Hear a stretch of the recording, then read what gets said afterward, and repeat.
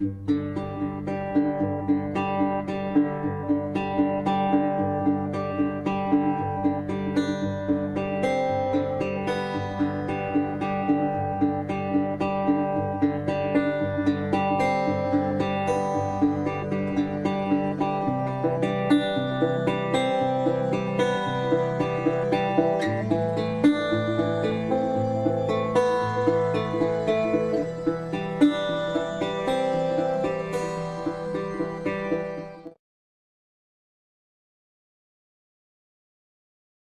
want to talk to you about your family.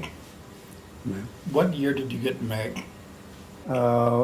In Pakistan, we were living across each other, the road, Okay. this side, that side. We knew the family, but after the partition, we don't know where they were, where we were, and per chance, her father came to the Punjab University to find about her result of graduation, and I happened to accidentally meet him and recognized him On the road or on the footpath? road, on the road, Mm. and he recognized me. Mm. So I brought him home, and that was the beginning. And then slowly he talked about his family, and one day she also came.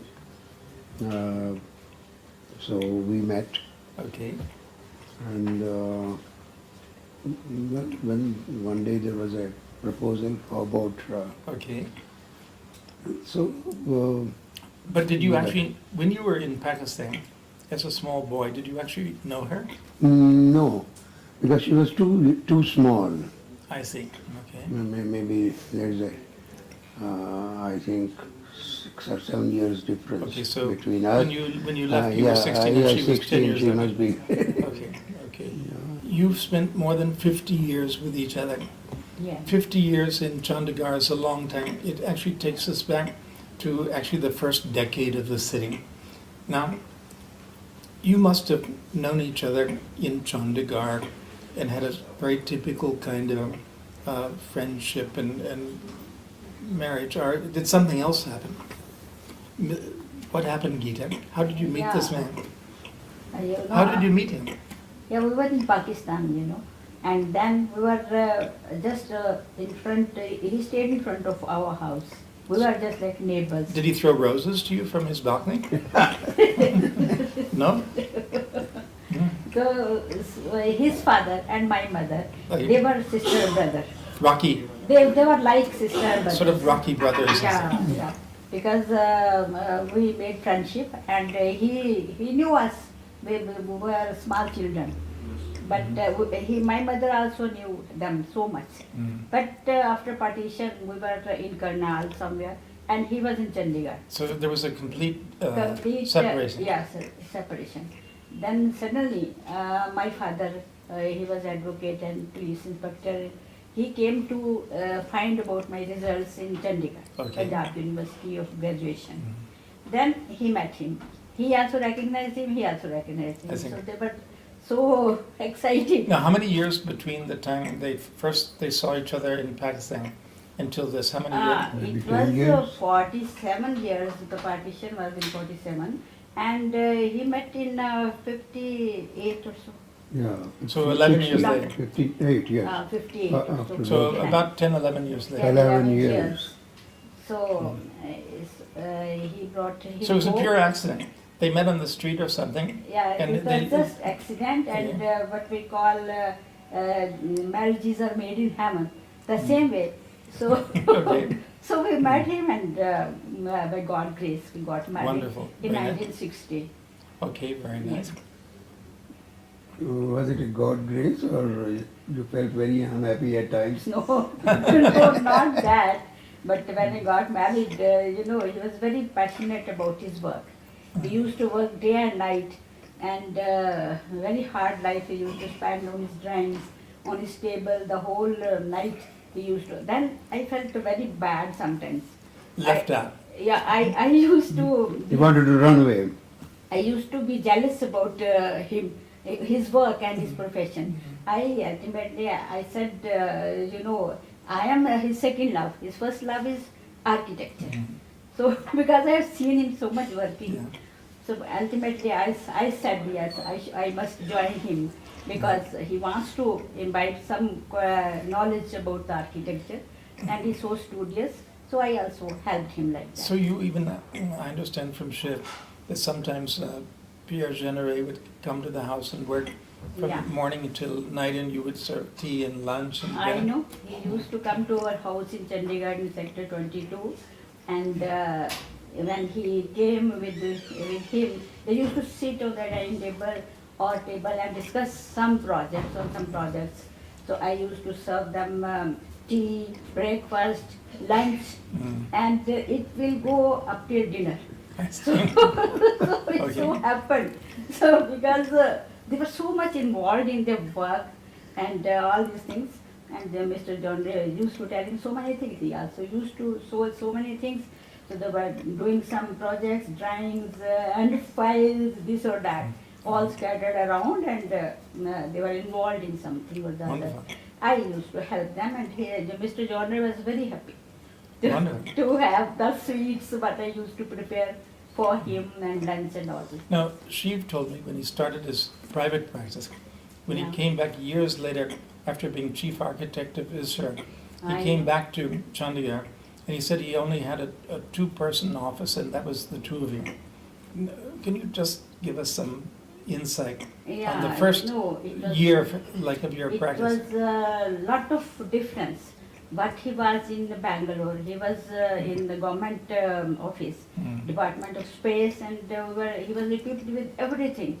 All the staff and conveyance and up-to-date knowledge of everything. Everything he used to have, and even I.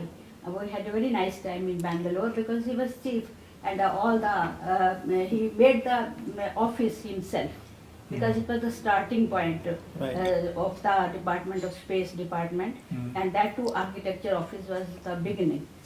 But when we came here, it was a lot of contrast because we had no work, we didn't know what to do, we had no much I conveyance, think and all these Terrible things. time. Terrible time, but then I stood with him. I said, okay, we'll join hands and we'll do something or the other. Good. You don't be disappointed like this. Because he had zest for his work, he used to work. Sometimes for us, he got a house in Ambala, I in here, Haryana. I see. I said, okay, I will accompany you. Sometimes he had work in Ludhiana, I see. Punjab.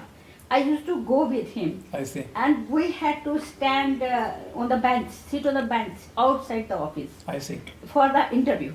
I see. What a contrast! We- For 1.5 hours we were sitting outside on Yeah. the bench. So it was terrible. And then slowly we had an office in our residence, then outside, and in residence also I used to go down and type the things for him, manage the whole office, and so we picked up everything because everybody knew his work and praised him, so he got the big project Very slowly, good, slowly. yeah. So wonderful. It's a nice story. Now, what about your children? What are your children doing now? Children. Your children, Your what are they, children? what are they doing now? Yeah, they were studying in Lucknow. Sangeet. My son Sangeet, he was studying in Lucknow, and my daughter was with me. He has studied interior decoration. I see. The interior design course he has done. He was with me. He was in Lucknow, Sangeet. Okay. So your firm, which started with two people, eventually Sangeet joined his father, Yeah, and they continued the practice, and now as time goes on, he's taking a much stronger role in running the firm. So when did you first join with your father? What year was that? And how did it feel to work with your father? I think that was in '89, and I came back from Lucknow where I was studying, and I straight away joined him because I had also trained under him for 6 months. I I think see. at the typical training period. Mhm. So I think it was. I had no choice. But did you feel when you joined your father's firm that you know, your father might be more dominating than if you had joined, say, my firm. I might have said, okay, you take this project and work under me, and then I would have several projects and let you on your own. Maybe your Yeah. father, being your father, a famous architect. You should have worked with somebody else, which I used to tell him. Anyway, the fate is that he worked with you. And but did you find it easy to come back and work with your father? Not really, because he never differentiated between me and the staff, other staff. Because for him, everybody was alike, and both in terms of strictness, discipline, and love. For him, everybody is equal. That's actually nice. Yeah? Yes, it's actually very nice, and not so nice sometimes, of course. And I was working in the studio like everybody else for 10 years. I trained under him, and he's a hard task master. Still is a hard task master. I see. But we enjoyed, we learned a lot, and we all are like everybody else in awe of him Okay. as an architect. But then what happened? Was there one day when you said, Dad, I think it's time I take over the firm? Did that ever happen? That never happened actually. I see. Nor I said that, nor he wished to do that. So it's a I think a transition which takes place with time, and our profession being subjective. You know, we all tend to develop our handwriting. Of course, I carry forward a legacy. I have norms and values set by him, and so I carry forward a vocabulary. Yeah. But then again, every architect wants to make his niche, make his presence felt by his own bit of handwriting. So we do our different projects, but I definitely owe everything to him. As an Now, architect, I don't your think wife is also an architect, Yes, she's not an architect. and you met each other in architectural school, I understand. Yeah, we are classmates. Yeah. So you have a very interesting family, Yes. and a lot of architects. Did you also work in the same firm with them? Yes. For how We many worked years? together. Almost 10 years we worked together. And you're still doing architecture and interior Yeah, design? I'm doing architecture and design. Very nice. I'm doing my own projects now. I see, very, Yes. very good. So how did you feel coming into a family of famous architects? And did you feel that you're, like your husband says, you're just another person in the studio? Or did you get a little special attention from your father-in-law? I was just another person in the studio, yes. Okay. And it was very difficult to carve my niche with two I see. very famous people. No, I wasn't And famous at all. still it's very difficult. I'm still trying to carve my niche. Okay. Most of the architects I know, they're so passionate about their work that the family actually sometimes plays no role at all. If I think of Frank Lloyd Wright or Louis Kahn or many great architects, they weren't very good householders. They weren't good fathers. They weren't good husbands. So how did you've been married 15 years pretty happily as I gather. How did you manage that? I think, as I give an account, I have risen from a very bad setup, very thin setup,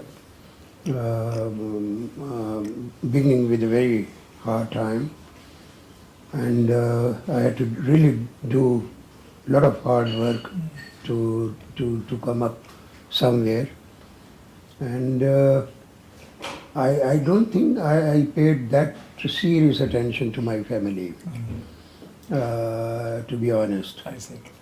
But somehow they are very sensitive children, all of them, and very considerate, to be honest.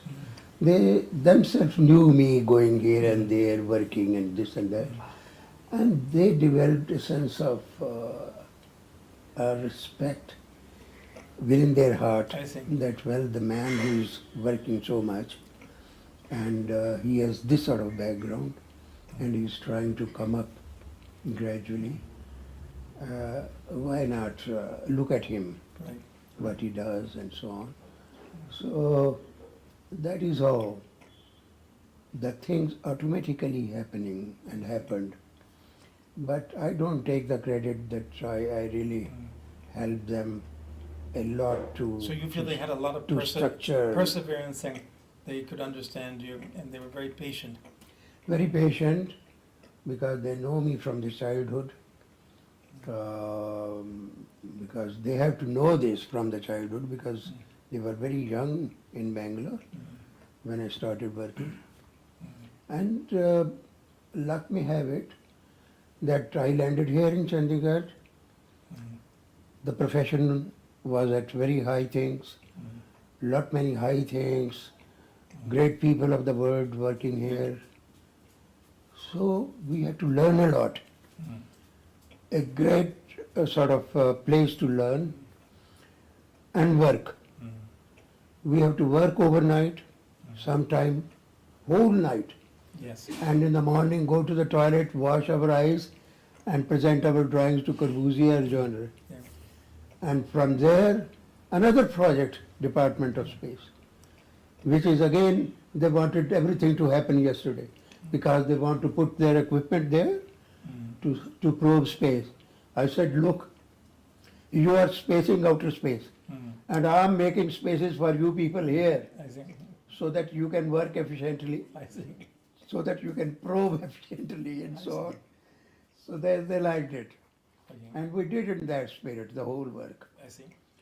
So they, without my paying them much attention, they somehow, That's in actually their very heart, nice. That's a nice story. they liked me, they respected my work, they respected my, not the professional work, but my whatever I am doing the whole day.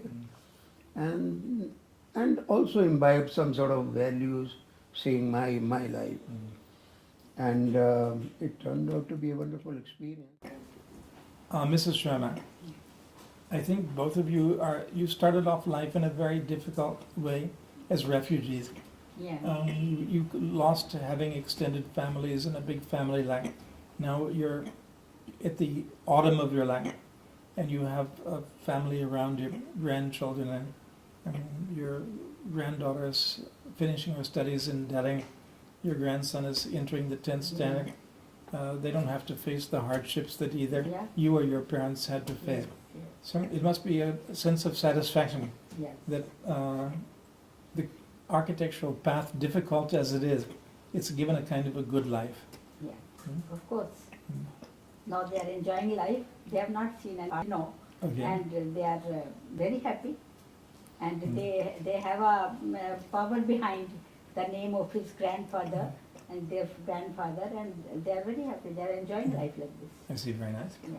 Hearing this saga, it sounds almost like a Hindi film. The two families, they become refugees. They go to different places in India. By a street corner accident, they're reunited, and then out of it, the ashes comes a great architect and a good life. So there's kind of a, sometimes I feel to gain something in life, you have to lose something. Maybe you had to lose a bit of your husband and your father and your grandfather for him to struggle and create not just his own profession, but a great city called Chandigarh, and to help create a new India. So everybody lost a lot, but in the end, you gained a lot also. I think that's a lovely story. Yeah, of course. Really.